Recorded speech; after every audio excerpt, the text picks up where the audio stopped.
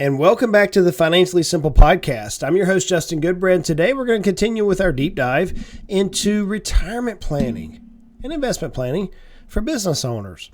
Last episode, I introduced you to the simple IRA. Now, the episode before that, we talked about the Roth IRA and the traditional IRA. Today, we have a whole new IRA. Now, if you'll remember, IRA stands for Individual Retirement Account, or individual retirement arrangement, depending on which one you want to look at. In the world of simple plans, we looked at those last time, and it was dealing with an employee-sponsored plan that's a little easier than a 401k. Today, we're going to look at the SEP IRA. SEP stands for Simplified, go figure, Employee Pension. That's right, Simplified Employee Pension.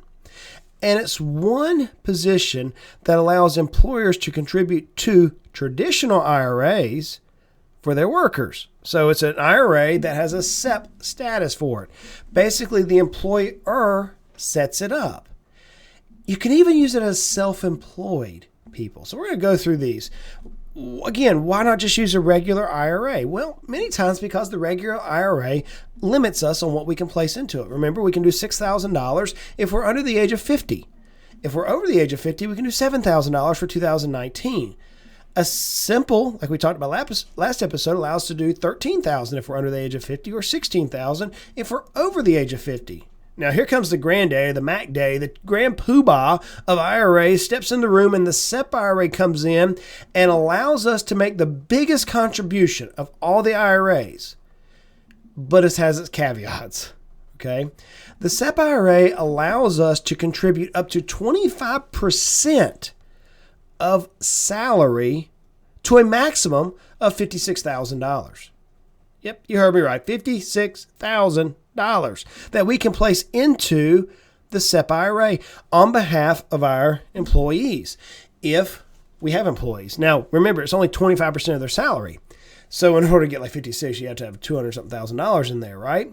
So, but let's say you have somebody who makes $100,000.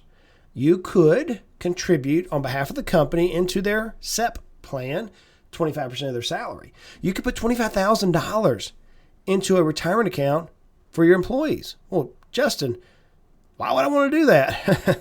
I hear that question a lot, especially from business owners. The idea being that if the team helped you make that much money, you're going to share some of it back. And so a SEP allows us to make contributions for our employees. Again, 25%. But what if you're self-employed? If we're self-employed and we do not have any employees, we too can use a SEP. In fact, I typically see a SEP used for self-employed people with no employees more than I see a SEP used for self-employed people who have employees. Well, why is that? Well, for self-employed people who have no employees, there's an IRS publication called 560, and it provides exact language, and I'm going to paraphrase it here for us. The IRS forces employers to use a 25% of net self-employment income, which you must calculate after accounting for the reduction in income from the SEP contributions. What does all that mean? And there's a lot of technicalities. Here's the way I describe it in my simple mind. If you have no employees, you can roughly contribute a little less than 20% of your original gross income. So let's say you have a Schedule C that you file on behalf of your business, or your LLC taxes a single member. You have a Schedule C, you made $200,000. You can calculate that if you made $200,000, you're going to be able to put roughly about $40,000 into the SEP. Roughly. Okay, that's the way I calculate 20% of your original gross income before the reductions. That's the way I would calculate that. Justin, that's not exact. Yeah, I know. There's actually a worksheet that your accountant or your razor sharp CPA will use that confirms the exact amount that can go in. The hard part is you typically don't know about it during the year. So we're going to get to some of the pros here, but who can use a SEP IRA? Well, here are the strictest levels, and that's a key word. This is the most strict that we can make the participation rate or the participation abilities for the employees. So here they are. They have to at least be 21 years of age. Yep, you can actually discriminate and not provide any coverage or any benefit or any plan participation to anyone under the age of 21. You can do that. I love this one. They had to have worked with the employer for 3 of the previous 5 years. You just hired somebody in, you don't have to include them on the plan. You didn't just hire somebody in, they've worked here for 2 years. If you wrote the plan doc right, you don't have to include them on the plan. Now, you have to have at least $600,000 in compensation, and that changes every year. In fact, I think, I'm going from memory now, I think it went up a little bit for 2019. And I probably should have checked that. Check out the Financially Simple blog. We'll confirm that on the blog. I probably should have checked it before I, in my notes here. I think it did go up a little bit for 19, but I may be wrong, folks. So I'm going to send you over to financiallysimple.com. I'm shooting from the hip here as I'm looking at this one. I think you have to at least make more than $600 in compensation. Here's something that's unusual, though, with a SEP, is workers who are covered in a union agreement that bargains for retirement benefit can be excluded. That's right. If you have a bargaining agreement in place, let's say you hire some people that are also covered by a union agreement, you can exclude them from the SEP plan. Well, Justin, that's unusual. Yeah, it is. But I'm actually dealing with this with one of our clients up in coal country. The individual is trying to hire some people, and one of them's a union candidate, and there's a bargaining agreement in place, and we're going to exclude them. Imagine that. You can also exclude workers who are non-resident aliens as long as they do not receive U.S. wages or any other service compensation from the employer. So you can do that. Well, Justin, did that come about? Yeah, it does, but rarely. In fact, I've never in my almost 20 years of financial world seen that particular exclusion come about. How do you start a SEP? This is what I love. It's literally one sheet of paper when you start a SEP. There's actually a SEP adoption agreement that goes with an IRA agreement. It is super, super, super, super easy to start. So how would you start a SEP plan? Well, you reach out to the financial institution of your choice. Again, our company, Heritage Investors, which is a registered investment advisor in various states, and we only conduct business in the states we're registered, by the way, but we use TD Ameritrade as our custodian, and we can set up accounts for our clients through TD Ameritrade. Relatively easy. I'm telling you, this is pretty simple stuff here for us. What are the pros? Let's deal with the pros and cons. The coolest thing is a SEP IRA allows employers to skip contributions during years when the business is down. That's right. If the business is suffering because of recession, because of something you did, and it's not making as much money, you don't have to give money to the employers. You don't have to do that. You don't have to do it. You also don't have to let new employees participate. If you're dealing with a high turnover, I've got a client of mine who works in a trade that is very, very, very seasonal, and there's a lot of high turnover. He doesn't have to provide for those newer workers who may not stick with the company through the seasons. So he doesn't have to deal with them or let them participate. The contributions are made on a pre-tax basis, so it's going to lower the company or the employer's income. That's right. So it's a company contribution. So I've seen people, some of it's going to get filed on the 1120S or the 1120, depending on if you're a corporation or not. If you're an LLC, it's going to get put on your 1065 form. If you're self-employed, it's going to either go on your Schedule C or it's going to go on to your Schedule 1, depending on the details of your particular tax arrangement. Again, this is why you need a razor sharp CPA, okay? But it is going to reduce your taxable income. Now, one of the pros that I like personally is the employee is 100% vested, always 100% vested in the account. Meaning that if you make a contribution to their account and they leave, they take it with them. Well, Justin, why do you like that? I like it because it puts trust in the team members. It shows an air of confidence. If you're scared your team member is going to take your money and run, a SEP is not for you, okay? The SEP IRA's contribution limit, being it so large, is really good for tax planning. Really good for tax planning. It's one of my favorite things to use whenever we don't have a 401k or simple or something of that nature. We can use a SEP to help reduce tax bills. In fact, I have a tax return on my desk in the office behind me. If you're watching this on YouTube, I have a tax return on my desk. Here's the deal. It's a self-employed solo business owner. I looked at Schedule C. The CPA, and I told them we need to fire the CPA. In fact, they weren't even a CPA. They were just like a bookkeeper that was doing taxes. It was awful. Anyways, they sent me this tax return, and they're paying $38,000 in taxes. I'm like, what? Whoa, okay. They only made $120,000. I mean, and they're in Tennessee. It's not like we have any state income taxes here, okay? This is not Georgia where I'm from, where you have, 8% state income tax. No, they're not dealing with that. They're paying $38,000 on $120,000 of income. That shouldn't be that high. I'm looking at this thing and I'm going, what the world? Well, a lot of it's self-employment. Well, I understand self-employment tax. Then they got hit with the not having the Affordable Care Act health insurance. Whenever we, and this was just a draft return, I reached out to the accounting firm and they didn't have a clue. So we hired a CPA and I said, brother, look, let's take some money, let's throw into a SEP, reduce your taxable income. We can get below the limits, and now you just reduced a lot of federal and penalties. And guess what? The $38,000 tax bill is roughly going to drop down to about $12,000. It's pretty amazing when you know how to use a SEP IRA.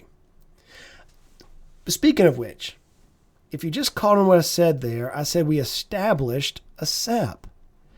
It is August, as I'm recording this, August the 30th, as a matter of fact, the Friday before Labor Day. You'll probably hear this next week on the podcast. By the way, I hope you had a safe Labor Day when you come to hear this.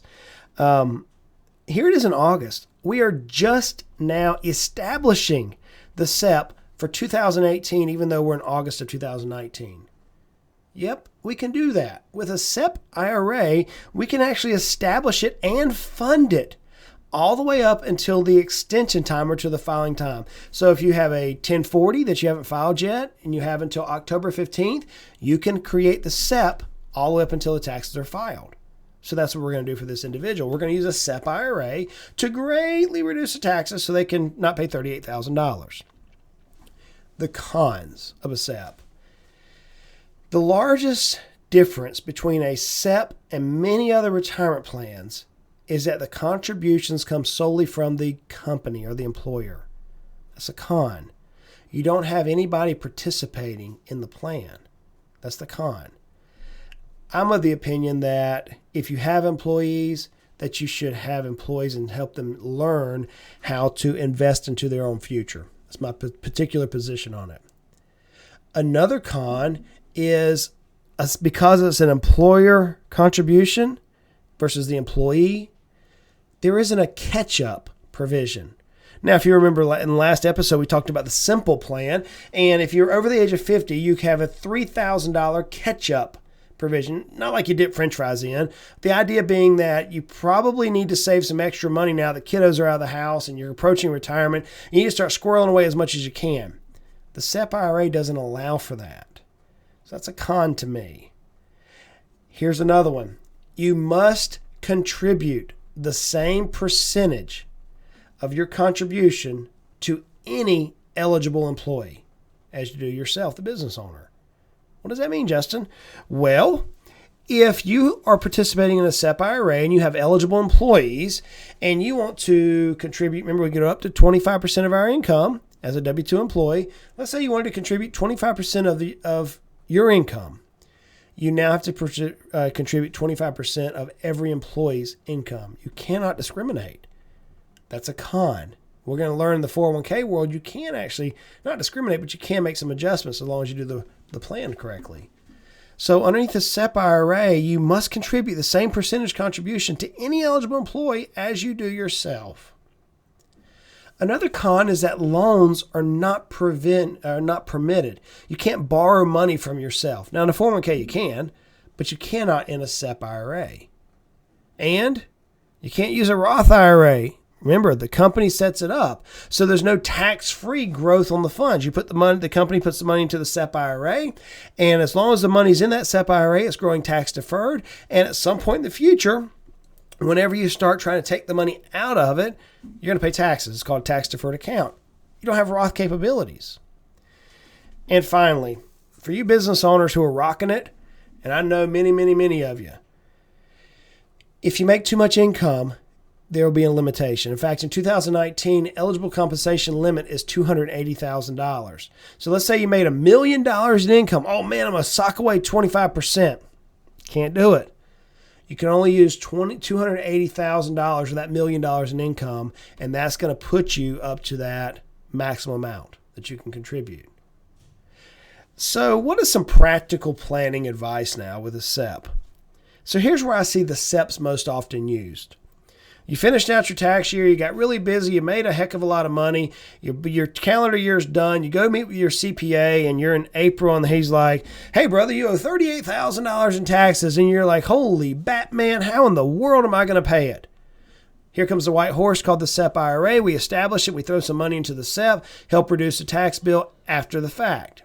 That's how I almost often see the SEP IRA used. Let me show you another strategy though. We have the ability with the SEP IRA to make the plan more liberal, more flexible than those minimums that we talked about earlier. Remember the basic, the strictest conditions we can do is you had to be at least 21, you had to work for the employer for 3 of the last 5 years, you had to have some money, about $600 or so dollars in compensation, yada, yada, yada. There's basic rules there.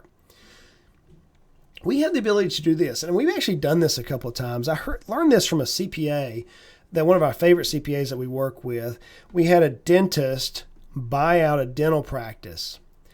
But before they bought the dental practice out, we established a new LLC. In this case, we established a new LLC that was taxed as an S corporation. So the dentist became a paid W-2 employee of the LLC. We established a SEP plan. This particular dentist did not have any student loan debt. They actually went into the military and had their debt relieved, which is, I think, is a brilliant way, by the way, to get rid of student loan debt. But he had no student loan debt, and he wanted to instantly begin saving for his retirement. So we set up the SEP plan and made it immediately eligible, made it very liberal in the plan document. He bought the practice out like 90 days later, and now all of a sudden he employed people. What we then did is he kept the employees and he had to participate for them, but we cleaned house. And what I mean by that is the employees that he hired, he ended up actually replacing them systematically over time. And every year that he went by a year, we upped the plan requirements to, every employee had to be with the company at least 1 year. Well, he still was eligible, but none of his employees were. Then it had to be every employee was with the company for 2 years. He was still eligible, none of his employees were. Then it had to be 3 years. And after that 3-year mark, we ended up dropping the SEP and going to a 401k. That's an extreme planning circumstance. Don't often see that, but you can do it. So the question I had come about on Twitter one time, it's been a while back, but I remember this question. I took and this actually may be when Twitter first started. I mean, it's a long time ago. The question was, I'd like to establish a SEP plan that allows me to participate immediately. Can I establish a different SEP plan, eligibility requirements for future employees? The answer is yes. You can initially set up a SEP that makes it an immediate eligible for you to participate in the plan, and later you can amend the document. There's actually a document amending form from the Internal Revenue Service that can change the eligibility requirements. There we go. That makes the new eligibility requirement more restrictive in nature. So you can do that. That is a planning technique. Justin, you lost me. Probably so. Why am I going to all this? What you've probably figured out by now is that you're really, really, really good at your business. You know how to work on cars. You know how to work on teeth. You know how to put in swimming pools. You know how to dig ditches. This is the guy I'm going to go see next week. You know how to dig ditches. You know how to cut grass. You are really, really, really good at your job. Friends, we've just begun, and we hadn't even gotten to the complicated stuff yet. This is why I'm so against the financial advisors who are out there trying to sell stuff. If you're being sold and you don't have a planner who's looking holistically at your life, knowing when to use a SEP versus a simple versus an IRA versus a 401k versus a solo K versus that, and the list can continue and go on and on. If you don't have anybody like that, hey, reach out to us.